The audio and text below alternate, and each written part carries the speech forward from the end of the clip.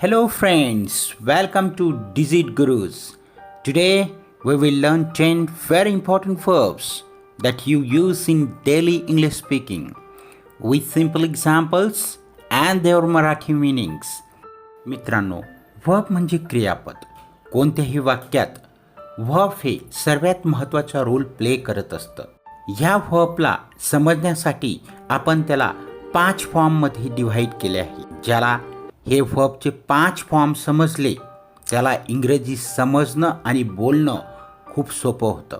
वर्बचा पहिला फॉर्म आहे base form. त्याला आपण V1 असं नाव देऊया. वर्बचा दुसरा फॉर्म आहे पास्ट फॉर्म. याला आपण V2 असं नाव देऊया. तिसरा फॉर्म आहे पास्ट पार्टिसिपल. आपण त्याला V3 असं नाव देऊया. त्यानंतर चौथा फॉर्म आहे प्रेझेंट पार्टिसिपल. त्याला आपण V4 असं नाव देऊया. आणि पाचवा फॉर्म हा सिम्पल प्रेझेंट टेन्समध्ये थर्ड पर्सन सिंग्युलर प्रोनाउन्ससाठी वापरला जातो. त्याला आपण V5 असे नाव देऊया. आता आपण प्रत्येक वर्ब फॉर्मचे स्पेलिंग, त्याचे प्रोनाउन्सिएशन म्हणजे उच्चार आणि त्याचं मराठी मीनिंग म्हणजे मराठीतला अर्थ पाहूया.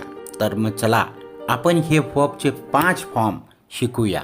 गो जाणे, वेंट गेले, गॉन गेलेले, गोईंग जात, गोज जातो, डू करणे, डीड केले, डन केलेले, डुईंग करत, डज करतो, कम येणे, केम आले, कम आलेले, कमिंग येत, कम्स येतो, इट खाणे, एट खाल्ले, इटन खाल्लेले, इटिंग खात, इट्स खातो, ड्रिंक पिणे, ड्रँक प्याले, ड्रंक प्यालेले, ड्रिंकिंग पीत, ड्रिंक्स पितो, रन धावणे, रॅन धावले, रन धावलेले, रनिंग धावत, रन्स धावतो, बाय खरेदी करणे, बॉट खरेदी केले, बॉट खरेदी केलेले, बाईंग खरेदी करत,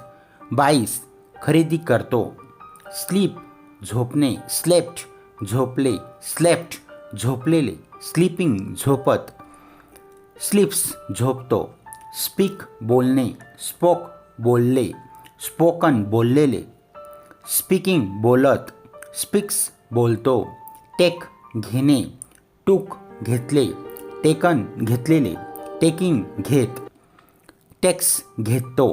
Friends, that's it for today.